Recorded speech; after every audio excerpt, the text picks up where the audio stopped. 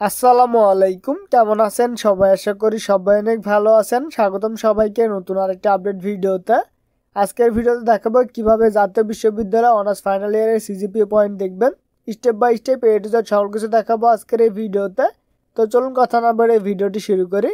ভিডিওটি শুরু করার আগে চ্যানেল নতুন হলে অবশ্যই চ্যানেলটি সাবস্ক্রাইব করে পাশে রাখা বেল বাটনটি অল করে দিবেন। তো চলুন শুরু করি। তো প্রথমে যে কোনো একটি ব্রাউজার ওপেন করবেন। এটা আপনারা মোবাইল দিয়েও করতে পারবেন। তার জন্য মোবাইলে যে কোনো একটি ব্রাউজার ওপেন করবেন। ওপেন করার পরে সার্চ বারে গিয়ে লিখে সার্চ করবেন এনু রেজাল্ট।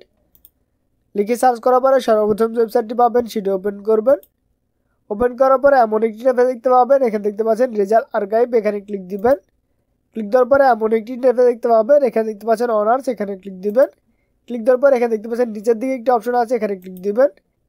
ক্লিক দেওয়ার পরে এমন একটি ইন্টারফেস দেখতে পাবেন। এখানে দেখতে পাচ্ছেন এক্সাম রোল, এখানে 4th ইয়ারের রোলটি দিয়ে দিবেন। তারপর এখানে দেখতে পাচ্ছেন রেজিস্ট্রেশন নাম্বার, এখানে রেজিস্ট্রেশন নাম্বারটি দিয়ে দিবেন। তারপর এখানে এক্সাম ইয়ারটি দিয়ে দিবেন। 4th ইয়ারে যে এক্সামটি দিয়েছেন বা 4th ইয়ারের অ্যাডমিট কার্ডে যে সালটি আছে সেটি এখানে দিয়ে দিবেন। দেওয়ার পর এখানে দেখতে পাচ্ছেন কিছু লেখা আছে, এই লেখাটা আপনার এই বক্সে দিয়ে দিবেন। দেওয়ার পর এখান থেকে দেখতে পাচ্ছেন সার্চ রেজাল্ট, এখানে ক্লিক দিবেন।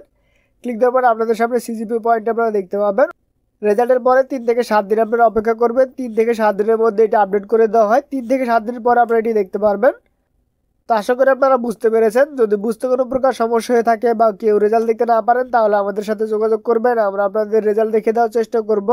তো আজকের ভিডিও পর্যন্তই, দেখাবে পরবর্তী ভিডিওতে। সেই ভিডিও দেখার আমন্ত্রণ জানিয়ে শেষ করছে আজকের ভিডিও। সবাই সুস্থ থাকবেন, ভালো থাকবেন, আল্লাহ হাফেজ।